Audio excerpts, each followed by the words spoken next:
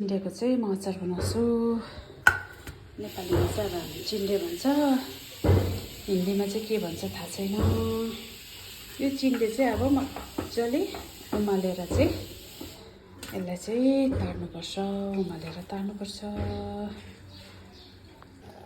यसमा चाहिँ चिन्डे उमालिँदैछ, चिन्डे उमालिँदैछ। अनि यहाँ चाहिँ टमाटर, तातो कराईमा तेल भयो, अनि यो लसुन हालेर चाहिँ एकदम सानो सानो ग्यासमा गर्नुपर्छ। यो चाहिँ एकदम रातो बनाउनुपर्छ। तेल चाहिँ उसिनेर निकालेको मैले, होइन, हेर्नुहोस् पाकेको चाहिँ यस्तो पाकेको हुन्छ। यसलाई चाहिँ मेस गर्नुपर्छ, मजाले मेस गर्नुपर्छ यसलाई चाहिँ। लसुन चाहिँ मैले खोस्टै सरी गरेको थिएँ, अहिले चाहिँ खोस्टो निकालिदिएँ। यो त मजाले पाकेको छ, मजाले पाकेको छ। अनि यो खोर्सानीहरू पनि यस्तो भएको छ, यस्तो मजाले। अनि यो चाहिँ खोर्सानी बेसी हालेको चाहिँ बेसी पिरो छैन, खोर्सानी चाहिँ एकदमै कम्ती पिरो छ, त्यसले गर्दा हालेको।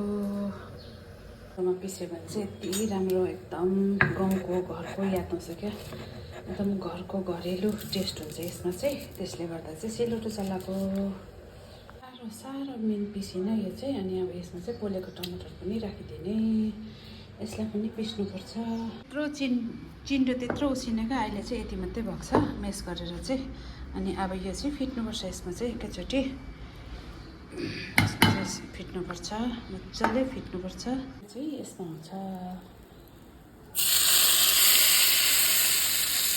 बस अचार रेडी, अचार चाहिँ अब रेडी भयो।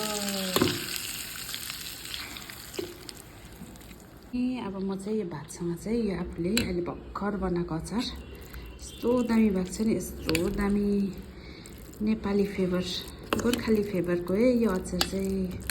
यो चाहिँ अहिलेको जेनजीहरूले चाहिँ मन पराउँदैन। पिरो चाहिँ छैन, खोर्सानी चाहिँ अलिकति ज्यादा भएको जस्तो लाग्छ होला, तर खोर्सानी चाहिँ एकदमै कम्ती थियो। पिरो बिनाको हो त्यो चाहिँ। मलाई चाहिँ पिरो चाहिँ तर मनपर्छ, मन पर्नु त। तर यो चाहिँ बेसी खानु हुँदैन, यसले चाहिँ प्रेसर लो हुन्छ, डरलाग्दो प्रेसर लो हुन्छ। यस्तो दामी भएको छ नि अचार। अघि तेलमा चाहिँ के खारे भन्दाखेरि बिर्सेछु मैले त त्यो भिडियो बनाउनै। त्यसमा चाहिँ मैले तेलमा चाहिँ मैले कालो जिरा र हल्दी, अन्त अलिकति रातो खोर्सानीको धुलो मात्रै झानेको, तर तेल चाहिँ सरसोको तेलमा